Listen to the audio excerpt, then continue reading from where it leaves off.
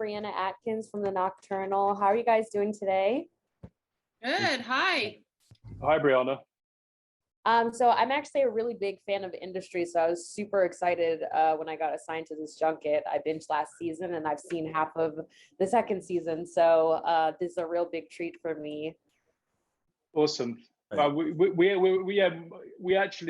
were interviewed by you guys for the first season. Your outlet, it's it was one of our favorite interviews that we did. Oh, awesome. Well, fingers crossed I lived up to the so season 1 ends, and then you guys get renewed for season 2. When did you guys start writing season 2?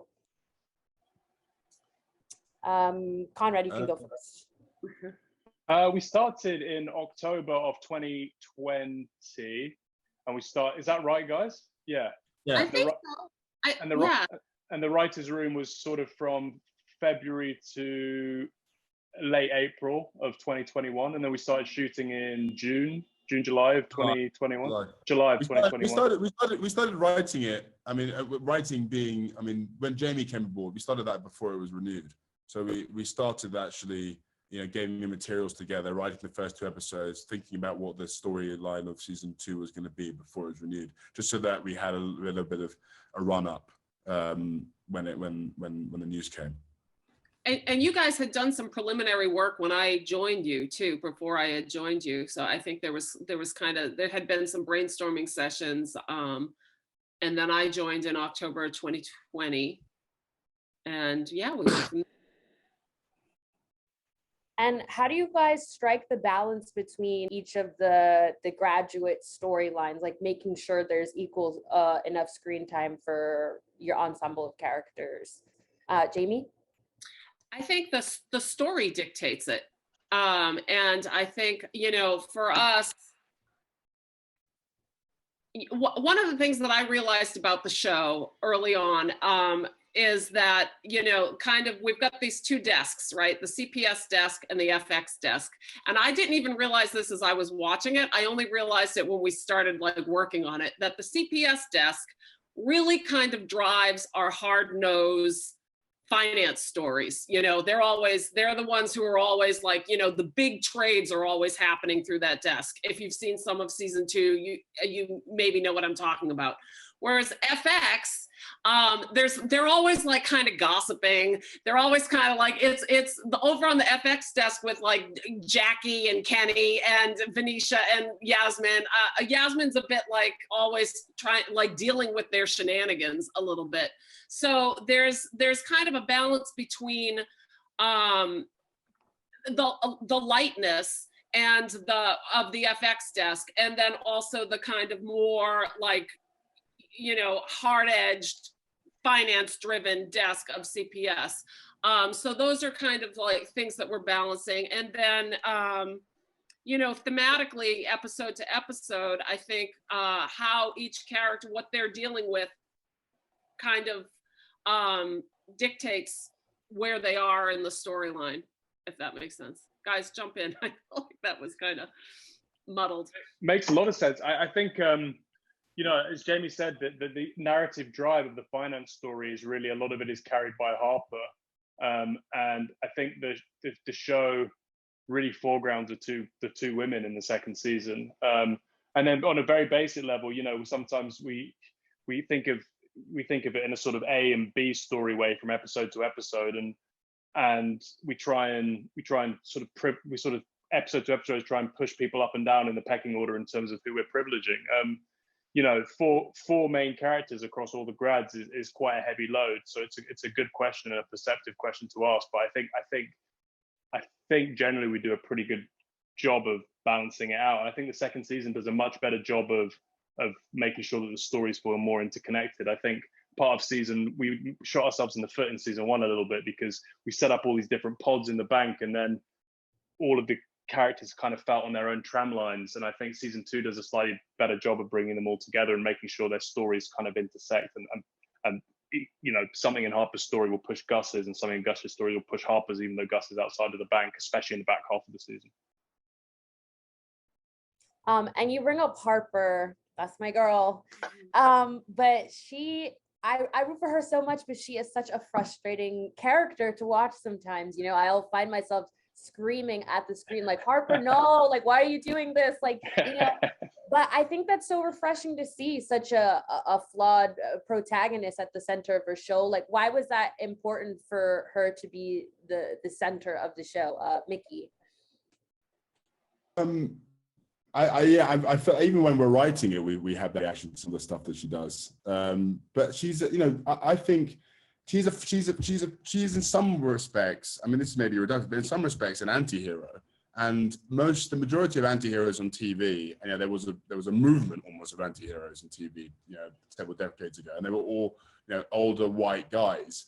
And it wasn't a sort of, let's make the sort of younger female black anti-hero, but it really came from a place of what is the most interesting perspective into this world. And then when we were trying to figure out what Harper was like and where she had come from and how she responds to things, it just, all the reactions, it felt like this was an interesting perspective. And also we wanted to create a character that didn't feel like she constantly knew what she was, didn't know what she was, knew what she was doing the entire time. Like Harper is an exceptionally talented young salesperson. She's almost a savant-like in the amount of knowledge she has. She knows everything about finance. She has that knowledge, at the tip of her fingertips. Far different to someone like, you know, but very, very different to me and Konrad's, you know, experience of finance. But then she also has this really quite checkered personal life. She obviously has this lie which brings her into the bank, and she has a kind of really ruthless self-interest and ambition, which we find it fascinating in a character. And why should it not be that character just happens to be a young black woman? We find it, you know, I find Harper, you know, one of the most interesting characters to write in the show, and you know, it's not surprising, I think, that some people have latched onto her, and it's not surprising that people scream at the TV and think, what the fuck are you doing? Because she does some things that are pretty suspect some of the time. I think there's something very human, especially in a young person, which is just not represented on screen a lot, because it doesn't fit the traditional mold of how you tell the arc of a story of a character. But I think one of the things that really pisses off people about Harper, that is true to life and not true to TV, is self-sabotage. And like I think people on some level, as they go through their lives, are their own worst enemies, and that they're learning things and they're almost forgetting the fact that they've learned them 2 months later, and they're doing something that shoots themselves in the foot. And I feel like Harper is a really true representation of that kind of person, of like someone who, and that to me is anybody. It's a human being. It's someone who's deeply flawed and contradictory. But I get why people watching are like, God, the writers, she's not learning anything. Like, she's doing the wrong thing at this moment. Why is she doing this? It feels contradictory to everything we've been watching. And I hear that, but it's one of my favorite things about me and Mickey. We like the fact that she's her own worst enemy. Like, we like the fact that she's capable of sometimes being cruel and kind, and sometimes being right and wrong from minute to minute. I feel like that's maybe the unique thing about her. Yeah, and she's like, I think, you know, in season 1, how old is she? 21, 22? Mm-hmm. Like, yeah. I mean, this is a young person, you know what I mean? So I think it's really refreshing to see somebody who hasn't got it all figured out. And also somebody who is, you know, this is maybe a little reductive too, but Harper is a survivor, and she is like, I am going to survive in this very hostile environment, no matter what it takes. And I admire her drive, even though it sometimes gets her into trouble. We'll see if she figures it out. Specifically about Harper, a lot of the men in her life seem to feel very territorial over her, specifically Eric. They have a very dicey dynamic sometimes. You know, now we see Jesse, a little bit Phelim in a couple of episodes, even, you know, Robert. What is it about Harper, why, you know, these men feel the need to stake a claim in her and her progress, her growth? Great question. That's a phenomenally good question, to be honest. I mean, I'll start, but guys, please jump in. Absolutely. I think she's young, she's super talented, and you know, I don't know if it comes across on screen. I think it does. She's little, so I think there is something. I think she ignites a paternalistic instinct in some of these men. I think that they I think that they recognize her talent. And I think that there's a part of them that wants to take her under their wing. I think that there's a part of them that wants to, this is too strong a word, but like kind of like have her.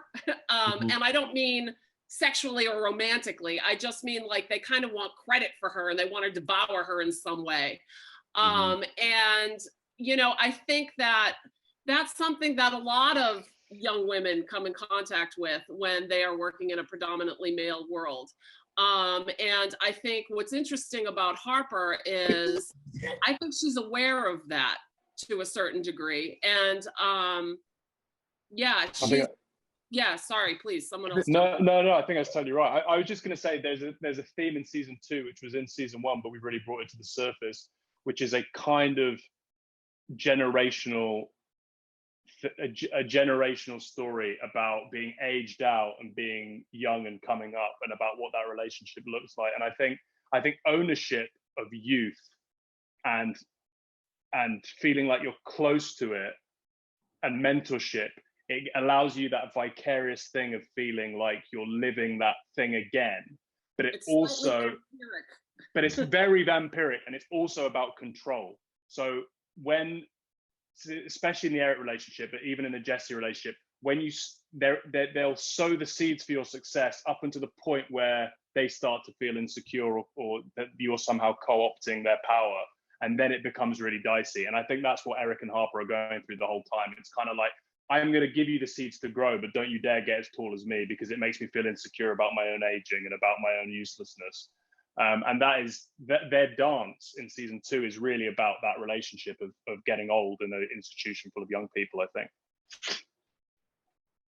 Yeah, I feel like in season 1, initially, you know, I was like, oh, Eric's, you know, kind of nice. He's really taking Harper under his wing. And then, you know, obviously we have the locked in the room incident. And then in season 2, it really, you know, expands, and Harper feels the need to clarify to someone what her relationship is with Eric. But I feel like as a viewer, sometimes it's still, the waters are a little murky. Like, I don't know how else to ask it, but like, what's up with them? Like, what's their situation? You know, like what is his connection towards her? Is it that they're both people of color in a very white dominated industry? Is it the youth and the age thing? What's their dynamic about? I do think it can, look, we established in season 1 that thinks that because they've come from you know, relatively marginalized groups in that world, that they have a sort of a connection. And, you know, we set up that Eric, he doesn't really respond to people who he feels have had everything handed to them. And Harper is an example of the totally opposite of that, which he is as well. So he feels like, he does feel like, and then as Jami said, he sees someone that's super talented, probably wouldn't be given the opportunities at other banks, you know, given her non-target background, the university she went to, and ultimately the fact that she's lied about her qualifications. And he thinks, I'm going to give this person a shot because this is the sort of person that's not going to get a shot anywhere else in the, you know, the pretty fairly homogenous world that they live in. And then, as you said, Brianna, you mentioned, like, you know, it all speaks to the idea that Konrad's totally right. Like, he is also aging out. He is sort of in more in the twilight of his career. He thinks, okay, well, I can pass the baton to someone younger and more, you know, and starting their career. But then the locked door incident does happen. He does reveal himself to be a little bit more of a self-interested person than we probably thought he was. You know, which is I mean, not to be unexpected given the world that he's in. And then in season 2, it is about the sort of, and he always says to Harper, like, Harper is he mentions this in season 2. Harper is an employee of his. Harper is a mentee of his. And what Harper does is realize that actually he is aging out, and actually maybe he is not too long for this world, and actually maybe I could actually supplant him a little bit.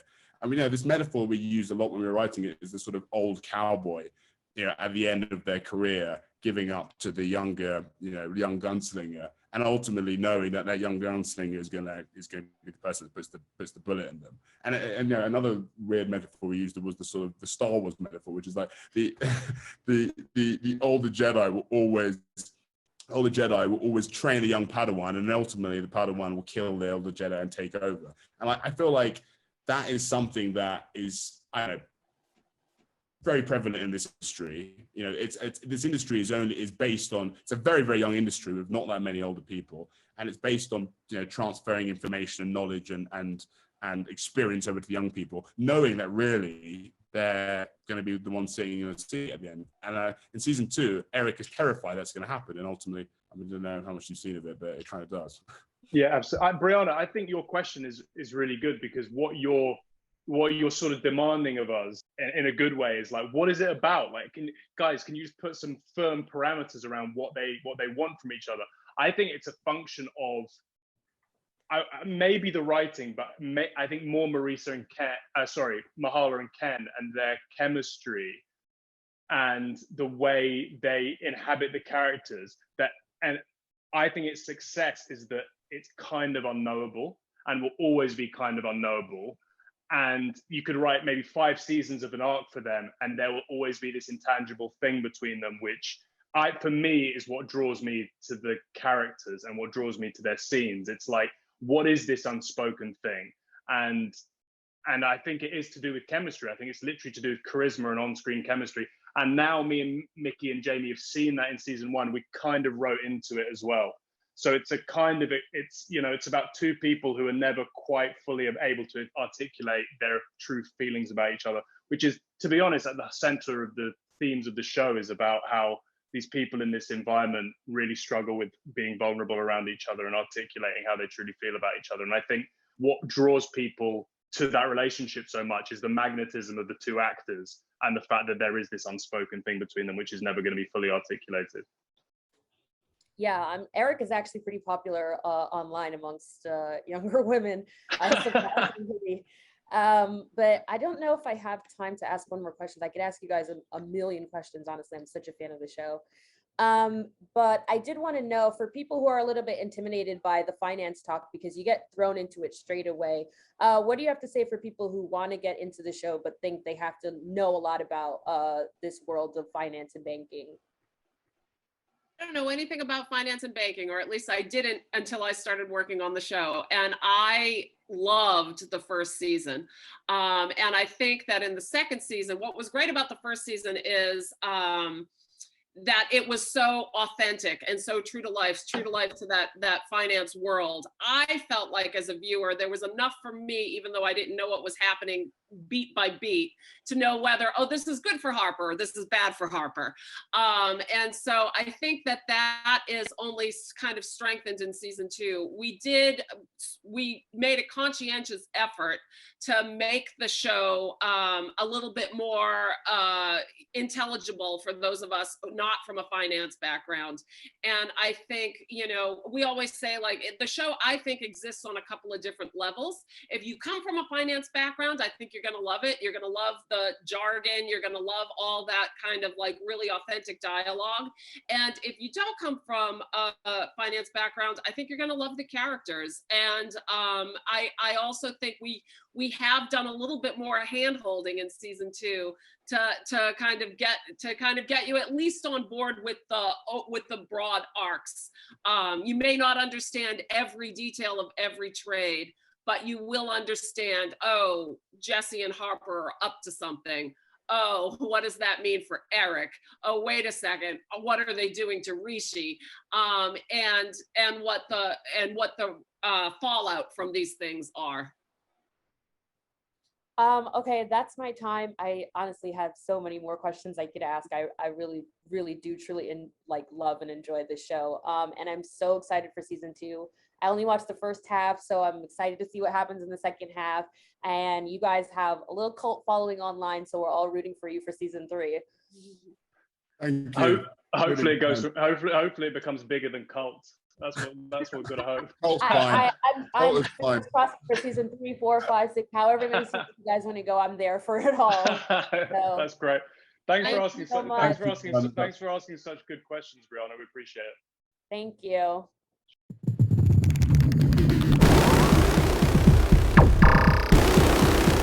Woo-hoo.